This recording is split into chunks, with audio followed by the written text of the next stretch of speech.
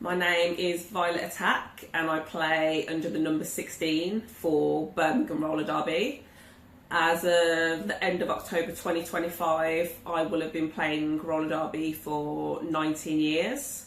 Originally started with the Birmingham Blitz Dames, who were the second league to form in the UK, and I was their official first recruit.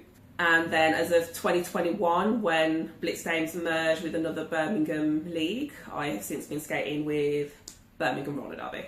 Okay, so my nan is a member of the Windrush generation. She came over to England from St Kitts in 1957 and had a family here, a very big family, and I am a Brummie born and bred.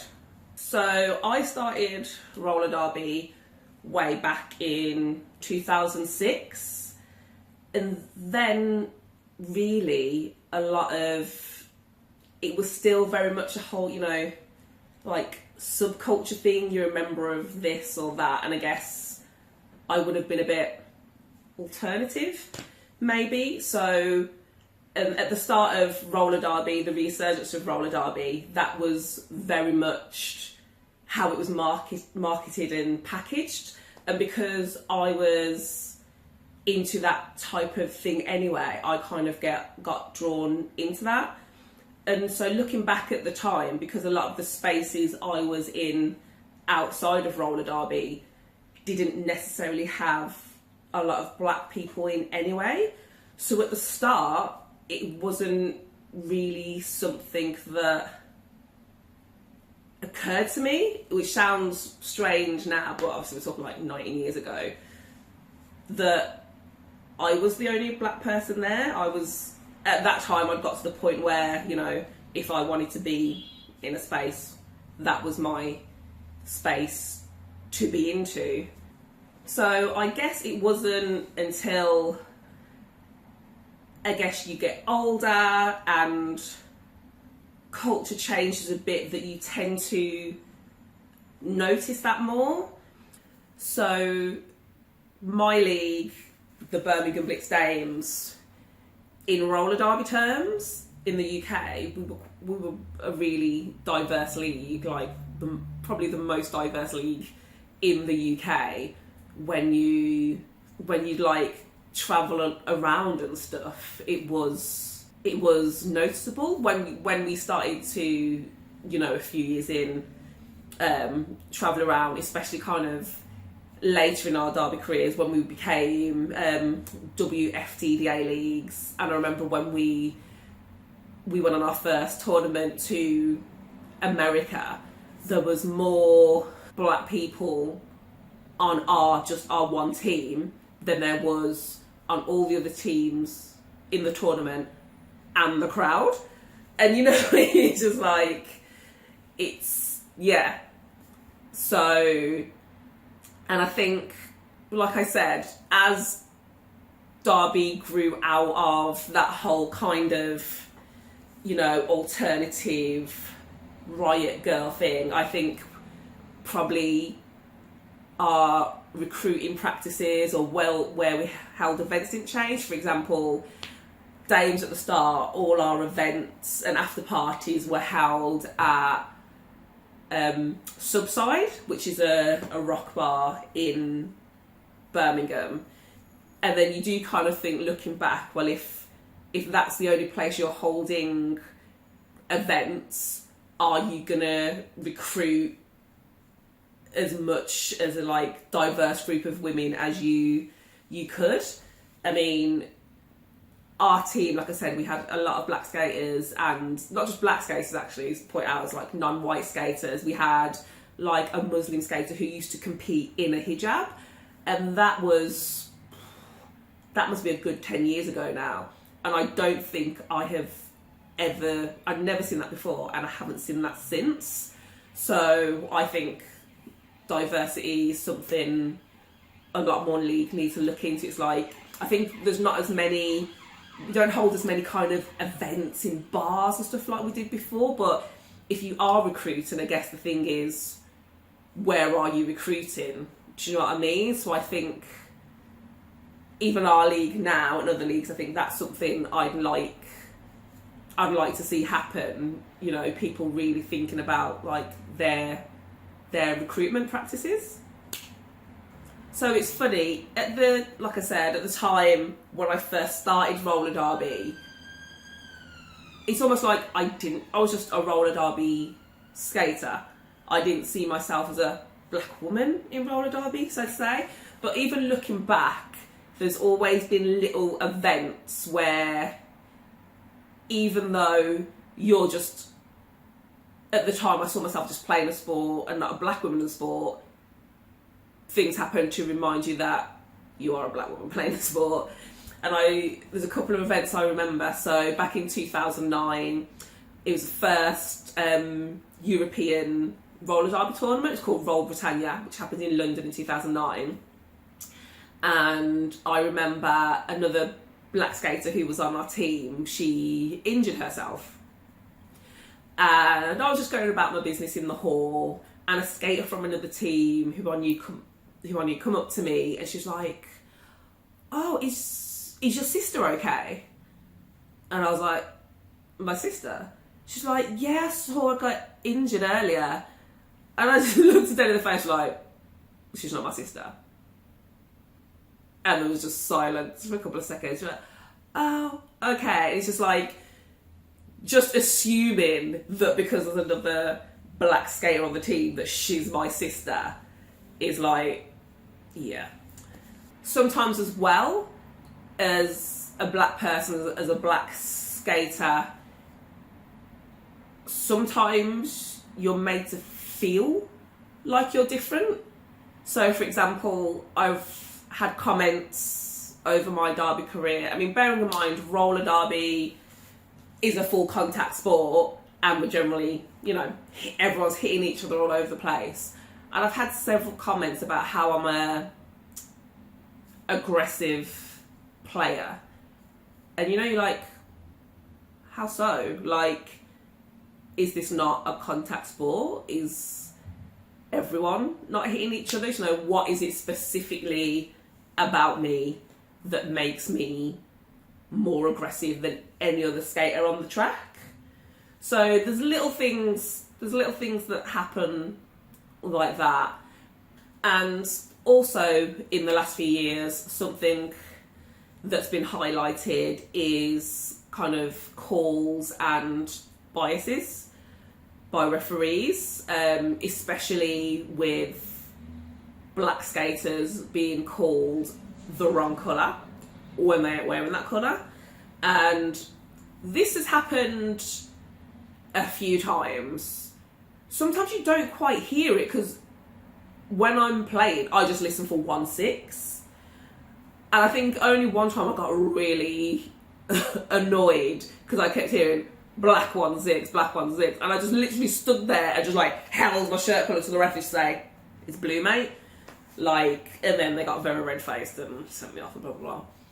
But, I mean, this even happened a few weeks back in a game my team was playing, that I got called the wrong colour, shirt number, and there had to be a bit of a discussion after the game. So, and everyone's always very apologetic about it. And it's always like, you know, it was a mistake, you know, it's not a race thing. It's like, well, are white skaters called white and their number accidentally? I think not. So a lot of I think things aren't necessarily blatant, let's say, but I think things do need to be addressed in roller derby in regards to race. Sometimes I think roller derby is a space, I think, unlike any sport, that is so diverse and welcoming to all types of people. But for me personally, when it comes to things like race, ethnicity and colour, a lot of the time that's something that's kind of put to the bottom of the pile or not seen as important. And I think if you look at the ethnic and cultural makeup of our sport, especially when you look at, even if you're just looking at somewhere like America, where skating is massive within the black community, but there is not a large portion of the black community who plays roller derby, then you got to think, actually, maybe it is something that needs to be looked at and addressed. They're considering, you know, I'll just talk about England in particular. It's a very multicultural place, and the majority of teams are in large cities. If you look at the ethnic makeup of those teams, they do not reflect their city they're in. And even currently now, I think I wish our team also like reflected that more. So every time I think I see a black skater that I haven't seen before, especially on Facebook, like, who is that? And I sometimes tend to like seek them out, or I add them as a friend on Facebook. And there's actually a group on Facebook called the Black Roller Derby Network, where it's just a group that's got black skaters from all over the world in it. And if they throw me, like, I add them to that group. I like to think I'm like the official European representative of the the Black Roller Derby Network type thing. And I think sometimes as well, when you go and you see another team, sometimes maybe a team you haven't seen a lot of, and there's a black skater there, it kind of make eye contact, have a bit of a smile, and sometimes you do like have a chat, because I think it's important, obviously, to maybe I'm not saying their teams, of course, don't make them feel welcome, but know that, this is a sport for all of us. Being part of Team West Indies was really interesting for me, because I've luckily enough I've competed in all 4 of the World Cups as a skater, and for the first World Cup I was on Team England initially. So going into the second World Cup and then joining Team West Indies, I think joined it from, I guess, a different perspective. But then once you're in that environment, you don't actually realise what you've missed out on until you're in that bubble. Now, black women, we ain't a monolith, but once there's a group of you together, it's definitely a whole different vibe. Like,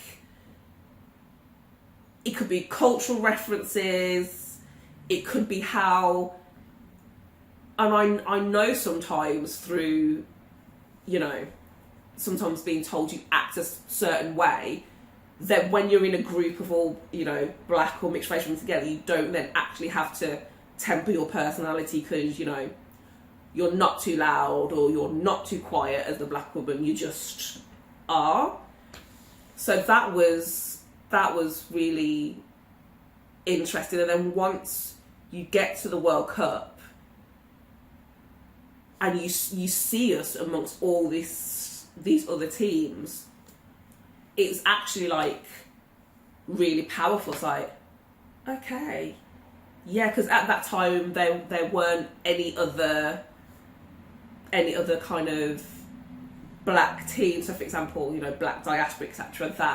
That wasn't the case yet. So we were like the biggest concentration of black women in this tournament back in Dallas in 2014, when Team West Indies first debuted.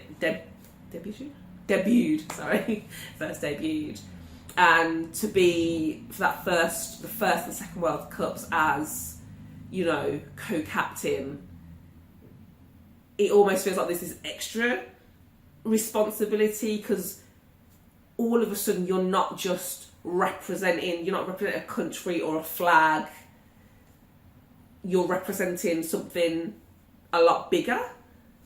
So yeah, and then this time round, going to Innsbruck in 2025, the team was just so much more cohesive.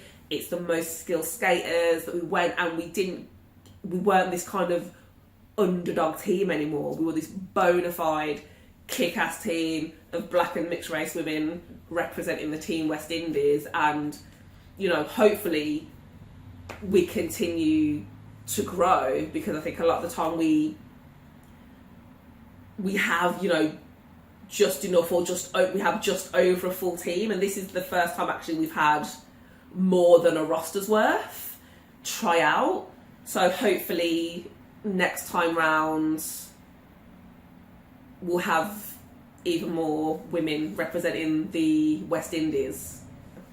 And actually my number 16 is my nan's birthday, so to represent Team West Indies with my St Kitts flag on the back and my number 16, my nan's birthday, it's it definitely means a lot, especially when you're there before the games and you're waving your flag and singing the We Are West Indies song. Like, it is an amazing experience. Power and pride, what does it mean to me? I guess